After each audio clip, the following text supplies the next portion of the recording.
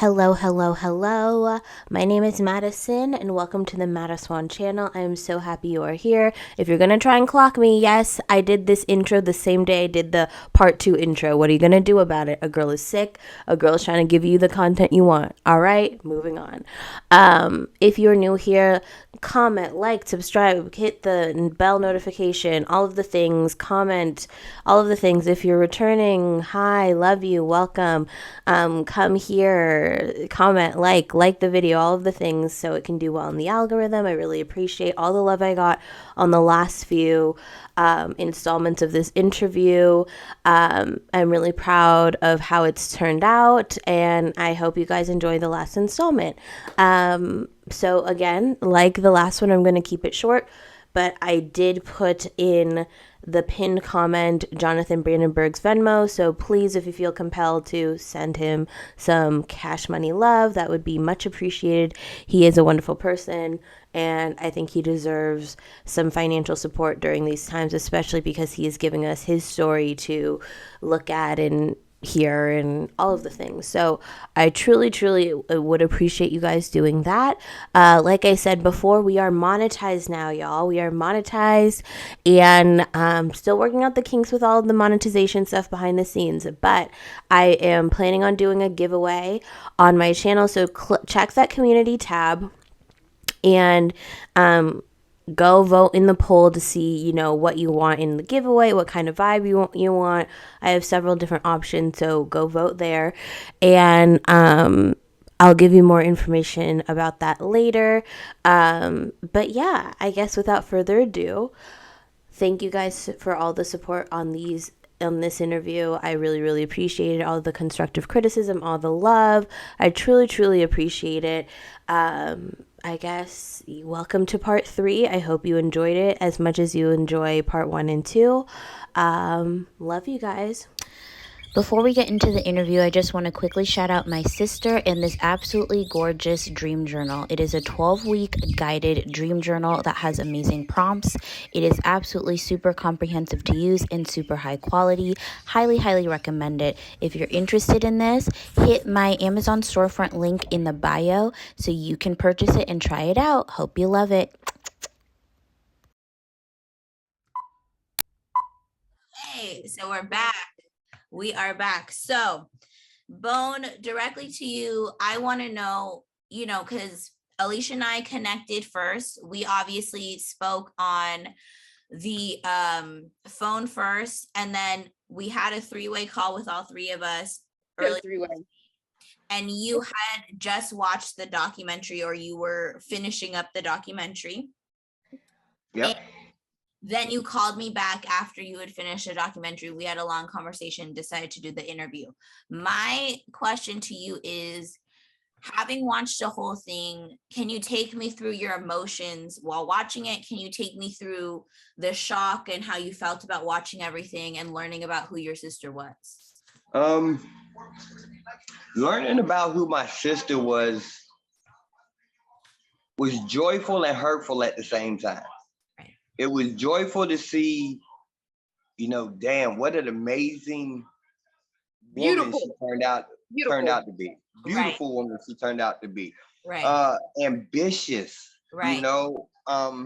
But then hurtful to know what she had to go through. Right. What my mother put her through.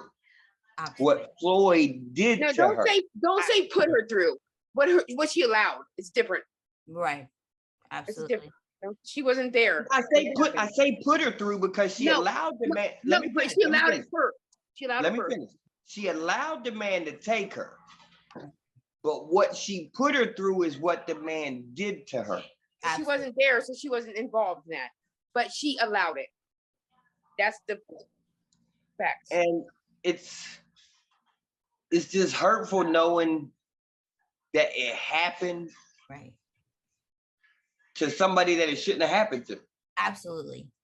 And I think a lot of people are connecting with her story so deeply. I think that's why people are talking about it so much, because the potential, you know what I mean? It was like Genius. Despite everything that this young woman had gone through in her short life, because she only lived to be 20 years old, rest in peace. But she got a full ride. She was following her dreams. She was a brilliant girl. And also she was sweet. That's what everyone from her high school in the documentary said. She cared about other people. She cared for the underdog. She wrote notes to people, encouraging people. It seemed like she was just a beautiful, beautiful human being, despite the hell that she was going through at home.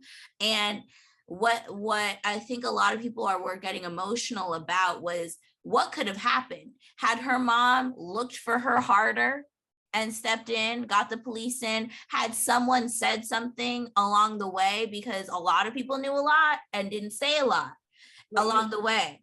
And so what could have happened? Could she have gone to school? And who would she have been now? Would she have eventually found you guys and you guys could have a relationship as adults? You know what I mean? It's like, I think that's the most heartbreaking part about it, is the lost potential, the lost ability to have a relationship. And to be honest, I blame a lot of both of her parents for that, because who would have, the buck stops with the parents to me. And if you guys had searched for her more and harder, who knows where you would have found her, when you would have found her, and how that would have affected Floyd's life, her life, and her child's life. Because obviously her child got kidnapped. And which one? She had about 3 kids. Michael, who was kidnapped by him, and he basically said he murdered or whatever. But you know, a lot of people are like, we don't know because they couldn't find a body or whatever. I don't know. I'm gonna say that's what Floyd said that he did to Michael. But you know, it's a very heartbreaking story, because what could have been beautiful, and it was ripped away. It was ripped away. So, like you were saying, it was hurtful, but nice to be able to maybe connect with who she was and see people speak about your sister who you know nothing about. By far. No. Yeah. I think there should be some more investigation, because Floyd ain't dumb. Floyd's not dumb.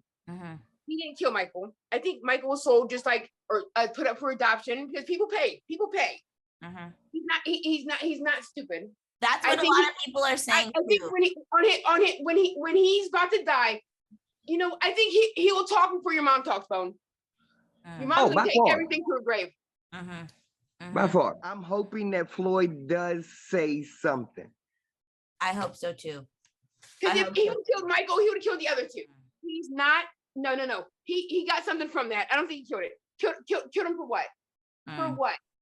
She was already dead. That was his. Right. He would have kept him close, because that was his only connection to Suzanne. No, he's somewhere. I don't think he's dead. And that's what a lot of people are saying, because obviously, you know, in the documentary, they say the FBI came in, interviewed him while he was in jail, and he finally admitted to where Suzanne came from, and then also what happened to Michael in that. And the author too. He was trying to stay relevant. He was trying to stay alive and stay relevant. Okay. Well, the other thing too is on his books. No. The other thing too is where he said that he shot Michael. What other people don't realize is out there in that area, they're feral pigs. Okay. Feral pigs eat everything. Okay. Everything. Bones, teeth, everything. Wow. I think Floyd shot him. I know, but I think that Floyd killed her. He definitely killed her. That's what I'm saying. She was getting too far. He couldn't reel her back in. She was an adult. She was grown. He had no control over her. He was losing her. You know what I think happened too? I think because what ended up happening in the doc was Suzanne's friend that she met at the strip club, Cheryl, right? Yeah. Yep. He had met Cheryl, and that there was, you know, that videotape he had took of both Suzanne and Cheryl topless that the babysitter had, at the beach, that the babysitter had seen and was like weirded out by. And then everyone in the strip club was talking about the video, because Cheryl told them about the video and told them about how he was going to get her into Playboy. And he was going to help send the video in to get her into Playboy. But people were like, he's weird. That's her dad. It's weird. And kept warning her, right? And then the other stripper was saying, yo, he was really obsessed with Cheryl. He was calling all types of times. She came in really beat up and said that Floyd had done that to her. And then they were seen fighting that night. And then after that, Cheryl was never seen again alive until they found her body on the side of the interstate. I think she was going to tell. I think so. I think she was going to tell. I think something was happening. And I think that maybe because what I'm reading from the situation, I'll be right back. No problem. What I'm reading from the situation is maybe Suzanne was like, this is the last straw after he murdered Cheryl. And she has a baby now. She has a baby she has to think of. She had a baby. Yep. And she was like, this is the last straw. I can't be caught up in this. I need to figure out a way out. And I think once they left the scene, because they left town after he had murdered her, things were going to get rough between the two of them. And then he decided to kill her and keep the baby. At the end of the day, she has to think of her son. She's a mother first. Absolutely. Absolutely. So, Bone, in terms of the documentary. Okay, no problem. What points? Oh, he's here. He's here. What points stuck out to you the most? Like I said before, the whole pictures underneath the truck. Okay, yeah. That's really eating my brain away. No, Bone, tell her what bothers you most. This scratching of the head. Oh yeah. The first part of her story, she basically repeated verbatim what the book had said. Wow. Your mother did. You're saying your mother repeated what the book said. Yes. Okay. When they panned back to her when she was crying, had tears in her eyes, I didn't buy them. Okay. Because she never showed any type of emotion when we would ask questions about Suzanne. Okay. But now all of a sudden, you're showing emotion. And no, when your mom's lying. Like I said, I'm a mama's boy. Right. I know my mother. When my mother gets nervous or she's lying, she'll scratch herself. And if you watch in the documentary, you'll see her scratch behind her ear or behind her neck on several occasions. Wow. Wow.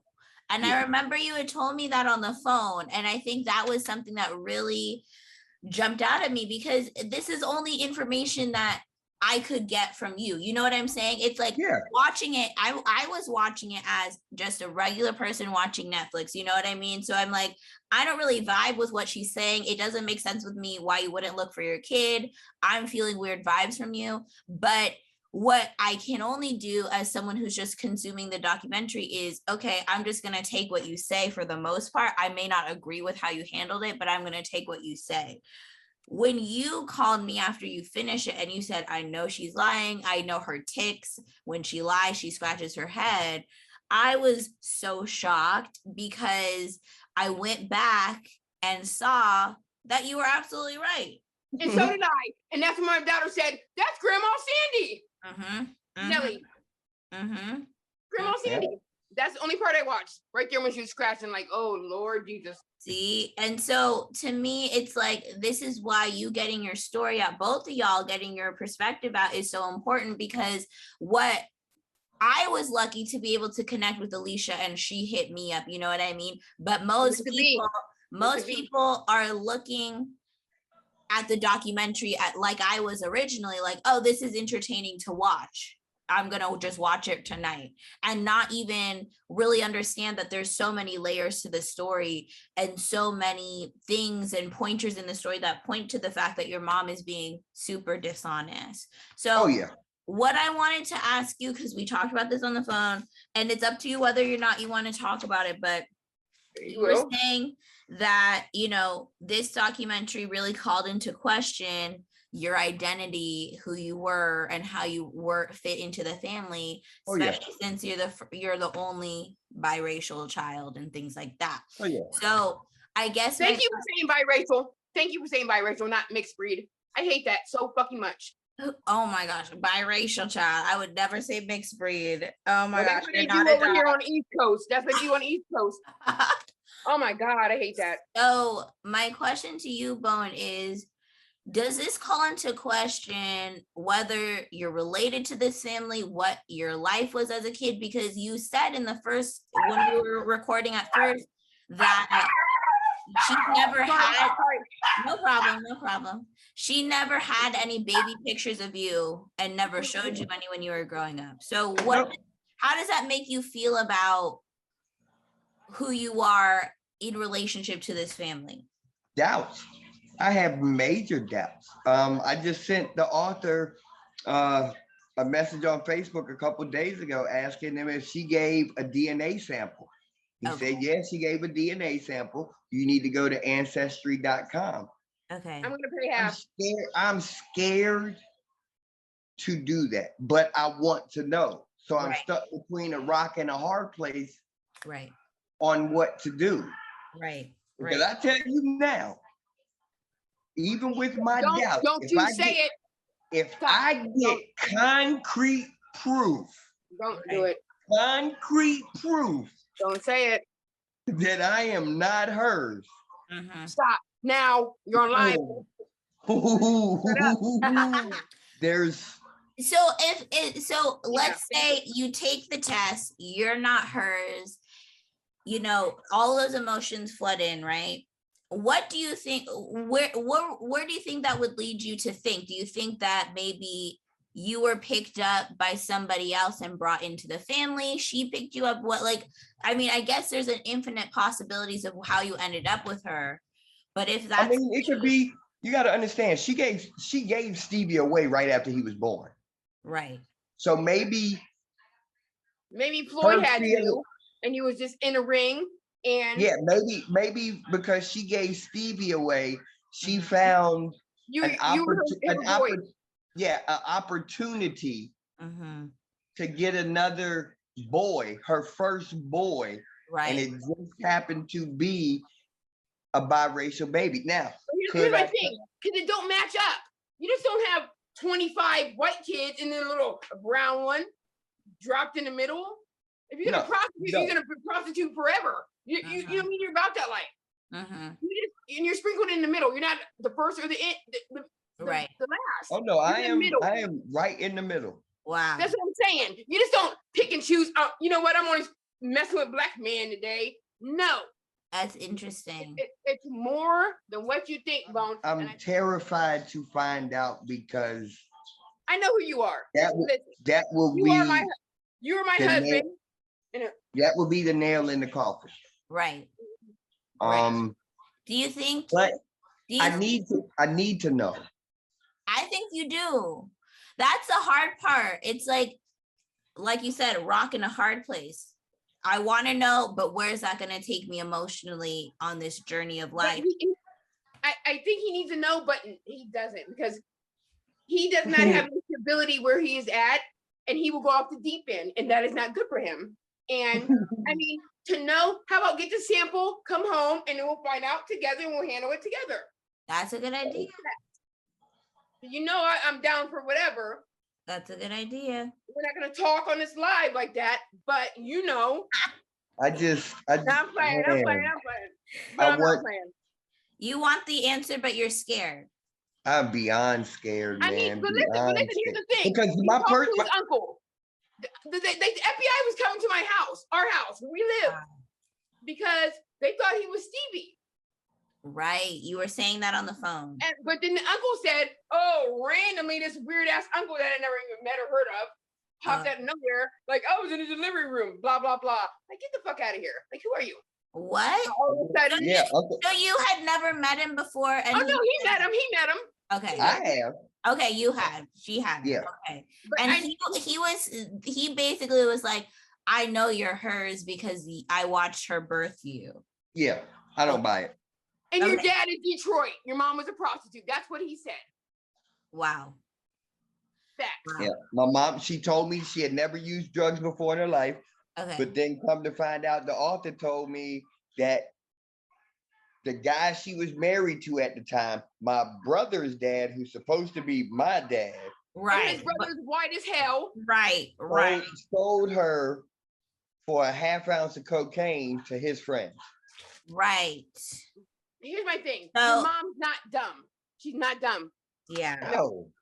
Right. You knew who his friends were. I don't buy that shit for nothing. I honestly, I don't think I look like her. Okay.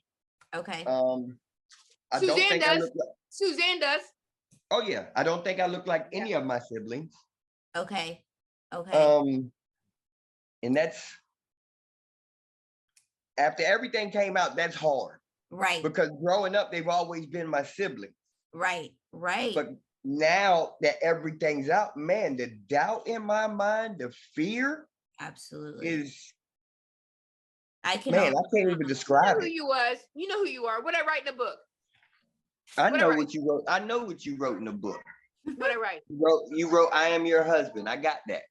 Yeah. But you are my husband. Well, you were not no more, but you are my husband. But man,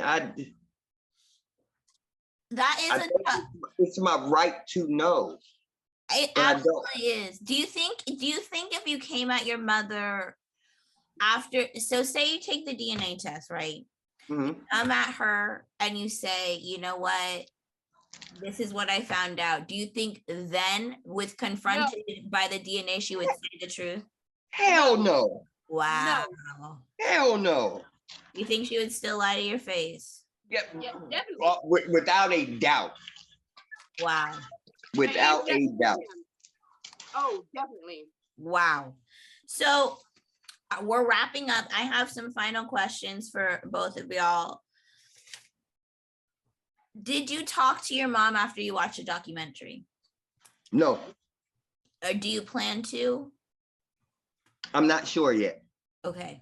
Only because the emotions that are running through me with the knowledge about my sister, about Michael, about Stevie. Right. And then to question my own existence because of her. Right. I think I'll snap on it. If we were in the same, if we were in the same room, phone, I would have made you call her. You know I would have. Yeah. Oh yeah. So bad. Oh yeah, he'd have called. Right. Here's the thing. He has no support there. 0% support. Like nothing. Nothing. Right. Nothing. I got my son. Okay. Your son's down there. Okay. So I guess what I want to ask is, how has watching this documentary changed your life and your life, Alicia? Well, you haven't watched it, but hearing about the story in general changed your life. So Bowen first, how has it changed your life after watching it? And, you know, where do you see yourself moving forward? It's everything's done changed. Everything. You know, are you my mom? You know, where, if not, where'd you get me from? Where'd I come from? Right. If you are, why can't you tell me who my dad is? Right. Because I guess the main reason that I tell people that I want to know is health reasons. That way I can pass it along to my kids. But under the skin, it's more than that. Lots of emotion attached to it. I want the truth. I want my mother to say, hey, son, I'm sorry for lying to you all of these years.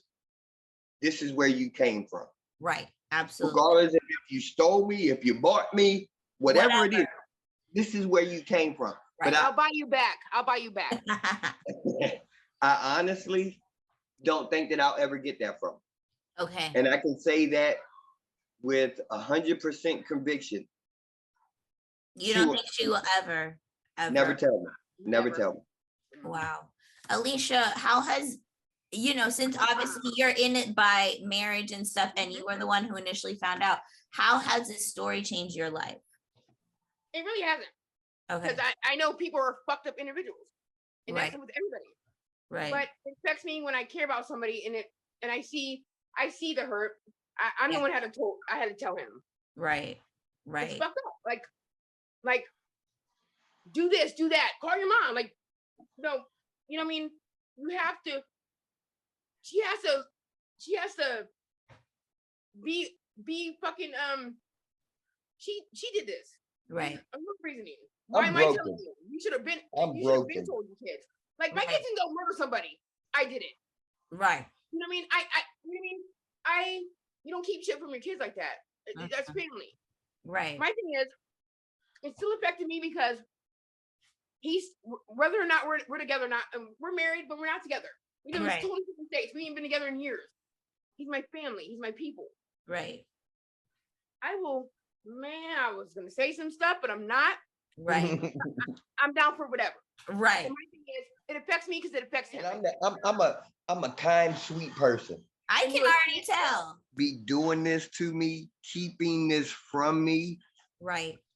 Man. I mean, like, I don't know if there's any. I love him to death. I have a whole he can call right now. He can call me when we get all done with this. Right. I need this. I'll send for him and he'll come and he'll come right back here. Right. He's still my family. Like, right. But he lives with 95% of his family is within miles of him, and it is left him out to dry. Right. He's living in squalor. Like, are you fucking serious? Right. They don't give a fuck. They don't give a fuck. And I think that whole situation really, what I'm honing in on is the importance of knowing the truth about who you are comes from your family and your relationship with your family and what they're willing to tell you. And what I'm seeing in Bone is his life experience. And I'm about to ask you, how has this affected, now that you look back at your life, how do you think being raised by her, being raised by this family has affected where you are now? And to me, it's like, your connection to your family is so important. And if it's already dysfunctional and unstable, and if there's already a ton of lies, it sets you on a path where you don't know, and you're searching in everyone you meet and everything you do, trying to find a connection. And that can really, really affect you in so many ways in terms of your path in life. So how do you think, looking back, now that you watched the documentary, you know everything, Alicia told you everything that she found on Facebook, how do you think all of that, now that you know the whole story, factored into how you were raised, and how do you think that has affected where you are now in your life? Oh, I hate to put it like this. And it's nothing against my dad. Okay. The damn boy was I the house nigga. Wow. I had to do it all. My first job, they took half of my paycheck. Wow. I got in trouble, made some money, was gonna support them, and when it didn't happen, I got kicked to the curb. Wow. Wow. And it really all changed a lot when my dad died. Yeah, you were saying that. He was the glue, you said. Yeah, and... Wait a minute. What? What about when your sister accused your dad of... Oh, yeah, I don't even... Amy accused the guy that raised me of molesting her. He went to jail. I don't know how. I don't know how true all of that is. Okay. And she was in a girl's home. Okay. Allison was. The one that came and lived with us. That's all. Yep. Wow. What I'm getting is there's changed me. Yeah, it's trauma, and it's the reoccurring theme is you were used by your family, is what I'm hearing. Time out for a second. But he has good memories of Sonny. Sonny was good when it was just him and Sonny. But when the mom was involved, it seemed like it was more of what you can do for me. Right. When it was him and Sonny, they had an amazing. He protected him for a lot of things. Sonny was that's what he was saying. That's what he was saying. He puts his dad on a pedestal. What I feel is your mother's energy really permeated and made everybody act a different type of way. By far. I don't know what it is about her. And, you guys both said the author of the book told y'all that she was basically one of the most manipulative persons he's ever been in contact with. Oh, yeah. She's a master manipulator, an evil genius. Right. And so it begs to question a lot of what she said in the documentary and a lot of your life experience. I think what hurts my heart so much is you see how these traumatic things, like even like you were saying in the first, when we were in the first Zoom, you know, we were talking about how there's only one picture of you as a kid. You never saw baby pictures. Like, you were treated differently from the jump, and it was never your fault. And I think that is what hurts the most about this particular part of the story, is that you are bearing the brunt of a lot of other people's bullshit, and it's affecting your life to this day, and you still want answers, and you still want the truth. And to be 45 and know that you may not ever get the truth, maybe until your mom dies, is crazy. I think my sister knows. I think my sister knows the truth. You think Allison or Amy? No. Dodie. Wow. Why do you think Dodie knows the truth? Dodie is mom's. That's the only kid they got together. That bond that Dodie and mom got together is unreal. Okay. Unreal. I think mom tells Dodie everything, because mom takes care of Dodie. Has taken care of both of Dodie's kids. But see, Dodie's not mentally there in her first place. I No. mean, okay. It's like she's manipulating her all over. Like, it's just like a repeating cycle. It's all fucked up. Like, oh Lord Jesus. Yeah. And I was the first kid to graduate. Wow. Yep. Amy and Allison did not graduate. That chocolate nigga graduating. Dodie did not graduate. The only two people in the family that graduated was me and my brother. Wow. And like I said, she's got a picture of me in my cap and gown. Right. But I didn't go to graduation. Right. I didn't walk across the stage. 25,000 years old. Where's all your baby pictures? Right. But she got 1,000 baby pictures of the baby that she didn't even raise or like get kidnapped. That don't make no sense. Something's weird. Like, man. What I feel, and why I'm so excited for the world to hear this, and you know, I really hope these videos do well, because I think your story needs to get out there. I really, really, really do. Is that there is so much more to the story that even you don't know. Oh, hell yeah. And that whatever construction she's living in now is bullshit. It's full of lies. And I don't know if you'll ever know the truth, honestly, which is the hard part, unless you really start to do some digging. And I feel like, I'm sure your sister Allison has some answers to some things for you. I don't know if she'd be willing to tell you, but obviously Dodie seems to hold some sort of answers to things. And maybe when your mom passes away, she'd be more willing to say something. Dodie ain't gonna say shit. No, Dodie ain't she gonna say would never. shit. Really? Nope. No, she'd never. That's her. She thinks she's higher than everybody with that information. If she has the information, she'll keep it. Wow. Yeah. Like you owe her something to get it. So I guess last but not least, both of you individually, this is my question, my last concluding question to both of y'all. What do you want the people to know about my mom is my mother's a monster. My family cares about me when they want to. I don't even think they care about you. Truly. Answers I need, I'll never get unless I do it on my own. Make shit happen, like I told you. I have love for them because they're all I know. Right. But this has changed how I look at Amy, Allison, Dodie, and Jeff. Wow. I look at all of them in a different light. Right. Like, every time I see one of them, I think they know something. Right. How could you not? Yeah, and I could ask Amy, Allison, Junior, that's what I call Jeff, Dodie, even my mom, until I'm blue in the face. I don't think that I'll get the answers I'm looking for. Maybe they know you're not part of the family. Why should they tell you something that doesn't involve you? It could be. That could be it.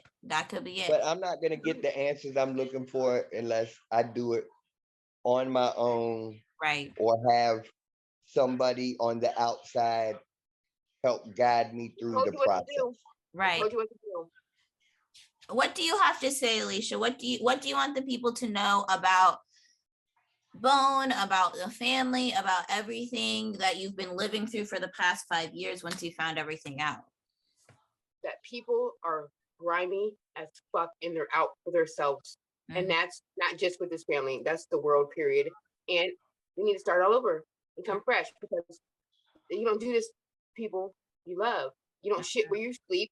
And you just don't do that to people. How did you have a good relationship with Sandy before you found everything out? Or was it just kind of like, we're kind of talk here and there? That's my husband's mom. I call her when I need to know stuff about sewing. She never, I mean, if something was to happen to her, because literally she went through a lot of times that she was fucked up, living in squalor, like literally. And they're like, oh, everybody's living, like, he's got sisters that they got money. Like, work on the goddamn fucking, on the shipyard. Wow. And your mom's living in a trailer and she can barely walk. Like, are you fucking serious? That's my mother-in-law. Just like my mom, same thing. That I would change a diaper, do whatever. That's what you're supposed to do. Right.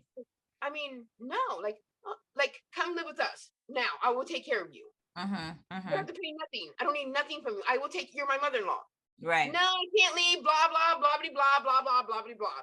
Right. Well, she's a grown adult. She's living her best life, married and living 20 miles away. Why are you taking care of your kids? You can't even walk, but you're taking care of like 10-year-olds. Wow. Like, get out of here. They just don't care. Like, they used her up, but that's what she's used to. Because I don't know. I don't understand that. Because with my mom, Bone did what son-in-law was supposed to do. Right. But and I was willing to do that. Come to me. I will take care of you. You will not have to walk nowhere. Right. You would not have no open sores, bed sores. Why do you have a bed sore? And your kids live right there. Wow. Kids live right there. Wow. And they're still willing to keep her secrets, you think? Oh yeah. Wow. I don't think he thinks, if anybody is Dodie, that if anybody knows, it's Dodie. But I don't even think Dodie knows. Dodie's not smart enough to keep something like that. She would tell Dodie because maybe she knows Dodie's not going to be able to repeat it. I don't know. So we're coming to an end, y'all, and I just want to say I had a phenomenal time talking to both of you guys. And like I said, I'm gonna text you, Bone and Alicia, about Cash Apps and stuff like that. So I'm gonna put that in the description. I'm gonna talk about it when I record my intro, and I'm going to put it in the comment section. And like I said, Bone in particular, when I get monetized, whatever comes of these videos, I will continue to send money from these videos, because I'm not in the game of trying to be, take from people and not give back. I don't want to be someone who just uses people. And I think, I'm so happy that you chose to tell your story to me and you chose to want to do an interview with me. I'm so happy, and I hope this video does numbers, because I really, really want you to be able to move past this, or at least be able to get to a point in life where you have the answers, or you have the ability to get the answers that you need from this situation, because no one should live like this. This is not right on so many levels. And the lies and the distrust from your family is truly disturbing from an outsider looking in. I just want to say thank you to Alicia too for hitting me up. I really, really appreciate it, girl. Thank you so much. You could have hit anybody up. You could have not hit me up at all. You're the first one. You're the best one. I'm so happy that you guys connected with me, and we will definitely still be in contact. We have less than a minute, and I just want to say I love you guys. This was amazing. Thank you for being my first interview. Thank you for allowing me to tell your story. I took your virginity? Yes. Oh, I'm not a virgin anymore. Well, I want to say thank you for allowing me to do this, allowing me to finally get some of this off of my chest. Thank you for allowing me to be the vessel for which you do that. Your story is crazy, and I just want you to know that I will do my best to do right by y'all, for real. And without further ado, Black Lives Matter and Free Palestine until it's backwards. Love you.